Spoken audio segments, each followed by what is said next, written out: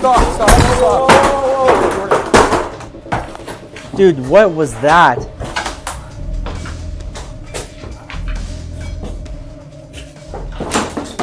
Yeah, this white bag is just a bag of bodies. They probably didn't want to get into trouble, did they? Oh, yeah, so they hid it all. For, like, Bad neglecting the animals. Yeah. Oh my.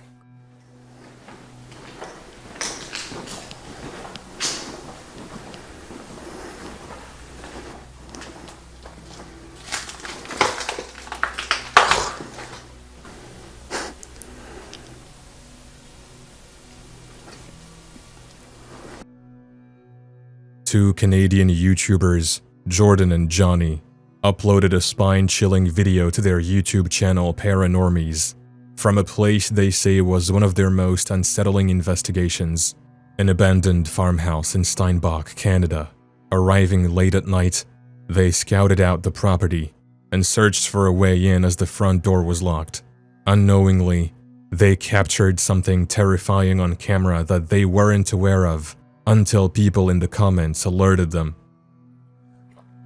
This place, all the glass is shattered and stuff.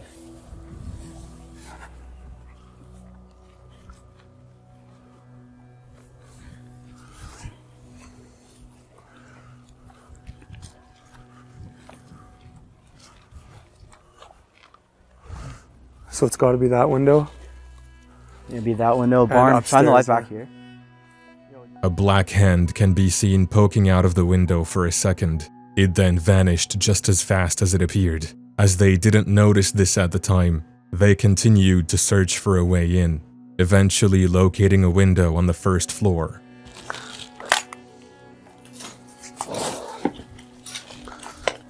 Oh, staple.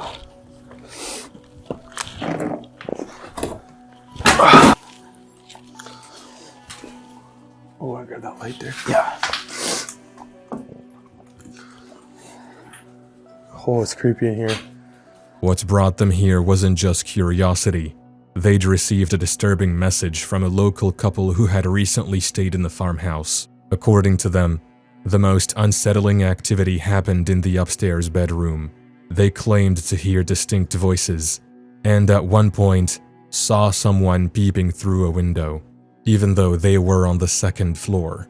That was enough to make them leave immediately and contact Jordan and Johnny to investigate. And almost as soon as Jordan and Johnny stepped inside, they began hearing noises. Hello, is anybody in here with us? Knock 3 times if you're in here with us. You hear that? Was that you? Or was that just the house? I don't know. Oh, what the that? That's necrophile.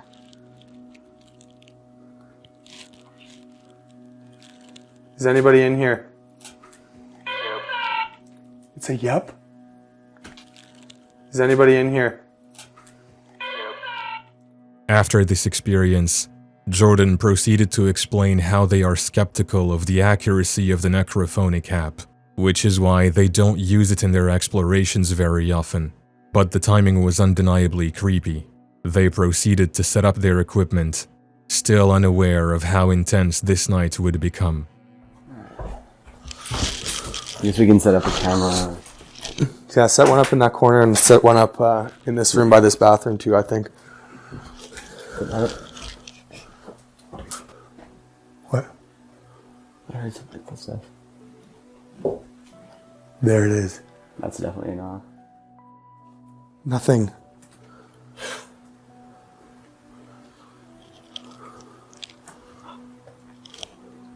Unless it came from here.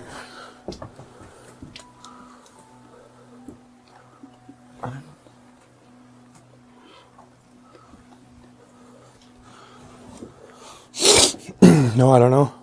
They proceeded with a sensory deprivation test using a necrophonic device. Jordan sat alone inside a small bathroom, headphones on, completely immersed, while Johnny wandered the house, asking questions aloud to see if anything would respond through Jordan. But as they got ready to begin, Jordan noticed something strange. I just noticed it's kind of weird that this entire house is destroyed, the mirror's completely intact, so whoever like destroyed it is kind of superstitious. That is true. I didn't even think of that. But anyways, yeah. Oh yeah, and by the way, we will be investing in a real blindfold soon. Yeah. Okay. All right. You're good to go. They started the test, asking questions, hoping for any kind of answer or response. That's when something truly terrifying and unsettling happened.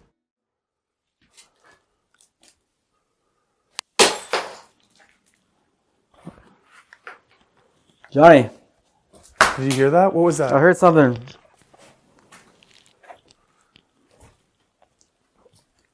It was this light bulb, dude. A light bulb. Look. Oh my god. That wasn't already there? No. Still unable to explain what they'd heard, they decided to try a different method, table tipping. They assembled a small table in one of the rooms, hoping the spirit would interact with it. But before the experiment even properly began, Okay, yeah, so I kind of want to set up a camera in that corner there, and I want to set up a camera either in this corner or...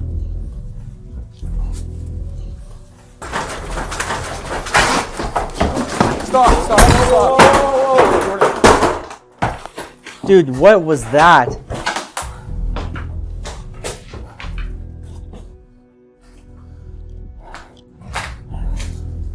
Jordan! What? Are you okay? Are you okay?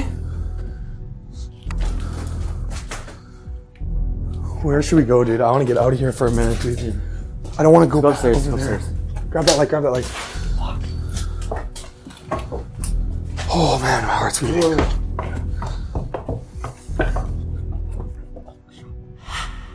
the table suddenly and violently flipped over on its own. And what made it worse was the fact that just moments before, a banging sound echoed down the staircase, like something was coming towards them. Jordan and Johnny ran upstairs in the house as fast as they could to get out of the room they were in. And now, they are asking the same question everyone who has seen this video is asking. Was this a real paranormal encounter? Or could there be another explanation for what happened inside that farmhouse? Sam and Jess thought they were just chasing another abandoned exploration for their channel Sam and Jess Explore. But what they found was a disturbing scene that felt less like exploration and more like stepping into someone's unresolved tragedy. Getting in wasn't easy. Someone had sealed the main door, leaving them with no choice but to squeeze through a small space above it.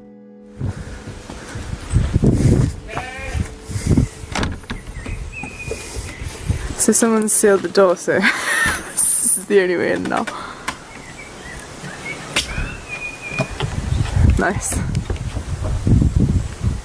They quickly began picking up clues about the former owner and the life she had lived. It became clear she was an animal lover. Her presence still felt in the scattered remains of her life, from animal bedding to feed containers. Animal lovers in a way, I guess. All she had left was just animals to keep her company.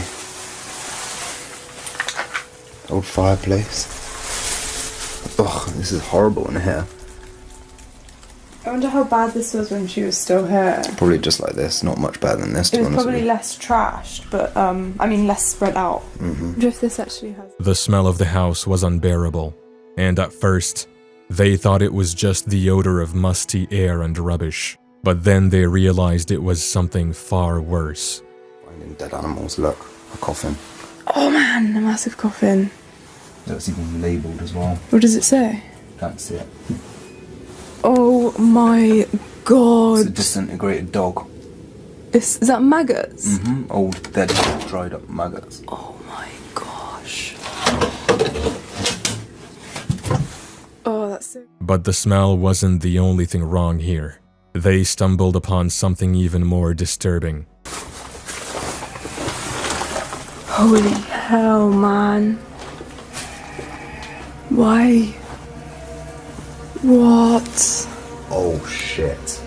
I didn't realise it was like that here. Oh my god, mate. It stinks in here. That's like... That's a... Oh my god. It's disgusting. In the sink. That one had horns. She obviously lost her mind now. Look, bags of bodies. Chainsaw. Oh yeah, but this is what this was. Yeah, this white bag is just a bag of bodies. They probably didn't want to get into trouble, did they? Oh yeah, so they hid it all. For, like, Bad neglecting the animals. Yeah. Like any viewer, you might start wondering what exactly had happened here. And even Sam and Jess couldn't stop wondering either. Were the animals dying of natural causes? Or were they starved by the people who lived here? Soon, they discovered something that hinted at a much darker possibility of what really took place. It's like a baby's body in there. Oh my god. That's actual baby one. Baby sheep. Oh my god.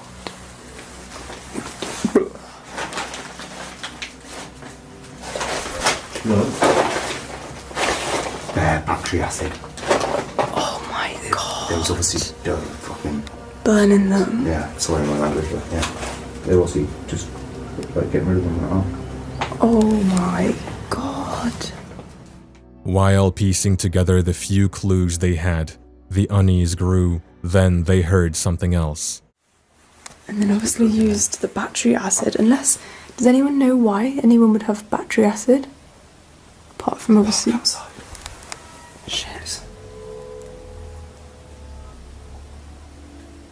Okay, so there's like 3 people outside the house right now. I don't know if they're gonna come in or not. This is too tense. There's an old man in the front garden.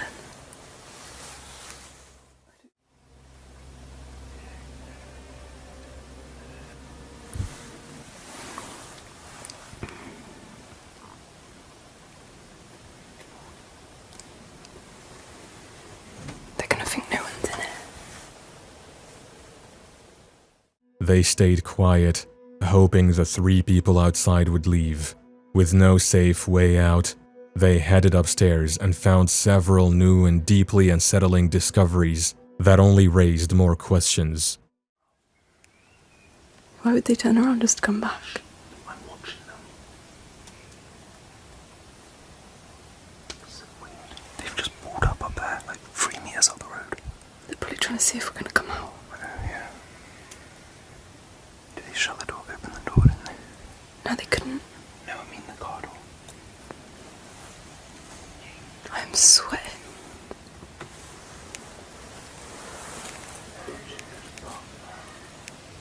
Let's try and wrap this up and then we're just gonna have to leave. Just show the bed everyone wanted to see. Is A dead dog. a dead dog with all its hair still in a coffin under the bed. Can't even make the names out anymore, it's so old. And look at that.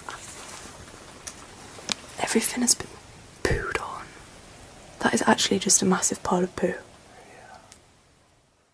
At this point, they were trapped, and they knew the people outside were waiting for them. With no other escape route, they decided to take their chances and leave through the front anyway. But before stepping out, they heard something once again and cautiously glanced through the window.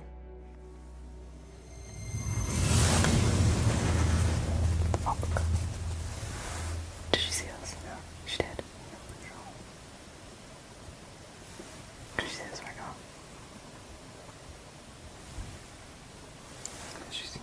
Really? Do you reckon? Or should we just wait? Because they know we're in it. Do you reckon? Go on the back, mate. Get on the back. I don't reckon. It's sealed up tight, mate, otherwise they would have come in. They're gonna be so vexed when we come out of the window, mate. They're gonna shout at us. The sheep are telling them where. There's a car down there. Let's go this way. Nah. It's way overgrown. Let's go out the front.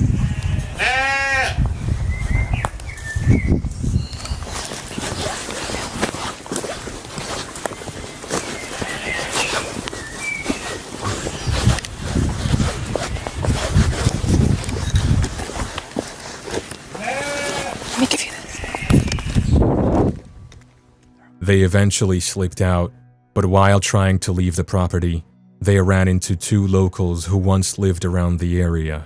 What the locals told them reframed the entire mystery. Apparently, the elderly couple who owned the property had passed away, leaving their daughter alone to manage the farm. Overwhelmed and struggling, she began hiding dead sheep in the utility room to avoid welfare trouble and couldn't bring herself to part with her deceased pets. When the conditions became unbearable, she finally abandoned the house. So what looked like a nightmare scene was actually the result of grief and a desperate attempt to cope with a tragic loss. Sam and Jess left feeling shaken, not just by the decaying house, but by the haunting reminder of how quickly a once happy home can become a place of sorrow. Bob and his friends are known for exploring some of the most fascinating abandoned places around the world. They document their experiences on their YouTube channel, exploring the unbeaten path. But this time, Bob wasn't with his usual crew. He was completely alone in Malta, chasing adventure, when he came across an old private hospital that had been shut down for over a decade. The front door wasn't locked or boarded up. It was wide open, almost like someone or something was inviting him in. Bob stepped through, moving room to room, careful but curious. One of the crazy things is all the file records are here. All the people. Crazy, yeah. This hospital was a small private hospital on the island of Malta and opened in 1995. It had a capacity of 100 beds and was especially for British health tourists. It closed down due to financial problems in 2012. Right. St. Philip's Hospital in Santa Venera had once served the community of Malta, but it was closed down in 2012 due to financial issues, and for years, it stood relatively untouched. But recently, it's been vandalized, and yet, shockingly, most of the hospital's original equipment is still intact, gathering dust like time had stopped. Oh. Some kind of lab here. Ooh, it smells pretty bad here.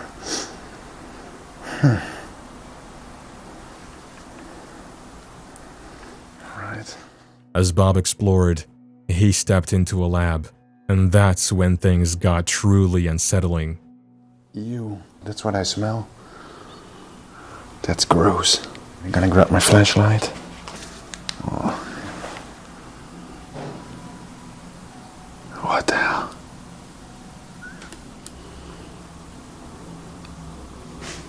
A heart or something? Just laying on the floor? This is bad. I can't identify what's in this jar, but it looks really gross.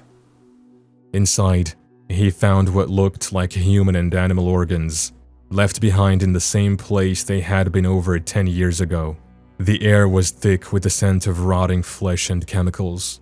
Some of the samples looked like they hadn't aged at all, while others had clearly decayed, releasing a foul smell that clung to everything. Sadly, no one thought about cleaning any of it up before abandoning the place for good. I hope you're not hungry.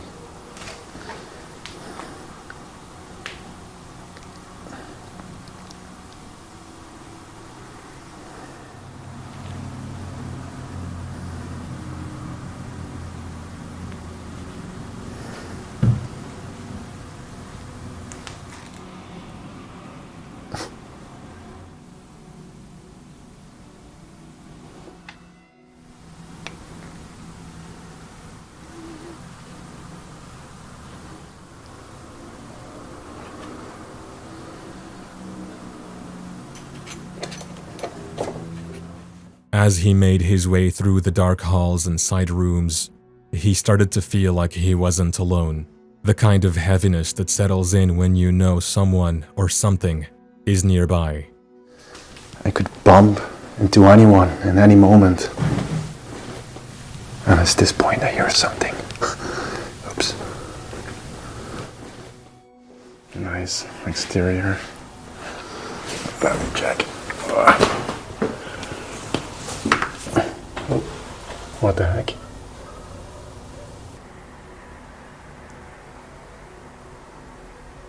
Okay, crazy. Strange.